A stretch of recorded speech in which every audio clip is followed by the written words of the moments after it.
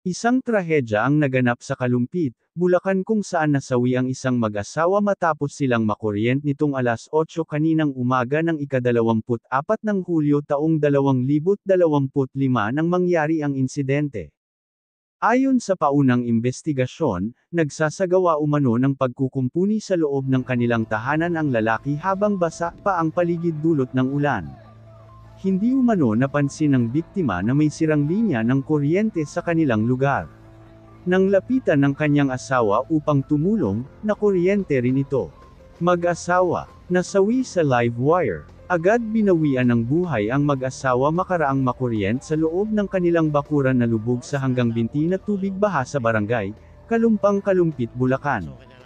Sa inisyal na report ng MDRRMO ganap na alas 8 kaninang umaga ng ika-24 ng Hulyo taong 2025 nang mangyari ang insidente.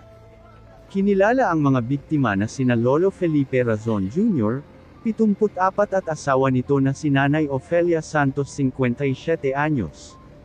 Base sa paunang investigasyon ng mga awtoridad, nakita na lamang na nakatihaya ang mag-asawa, na nakalutang sa tubig baha sa loob ng kanilang compound. Ayon kay Carlo Torres, rescue responder ng MDRRMO Kalumpit, nakita nila sa lugar ang bumagsak na yero na bahagi ng kanilang kubo, kung saan may nakitang nakalaylay na cable ng kuryente na posibleng naging sanhi ng pagkakakuryente ng mag-asawa. Ganap na alas 11 kaninang magtatanghali nang dumating ang Meralco na nagputol ng supply ng kuryente sa lugar. Samantala naulila ng mag-asawa ang 7 nilang anak. Kaugnay nito'y nagpaabot naman ng pakikidalamhati ang pamahalaang panlalawigan ng Bulacan sa pamilya ng mga biktima.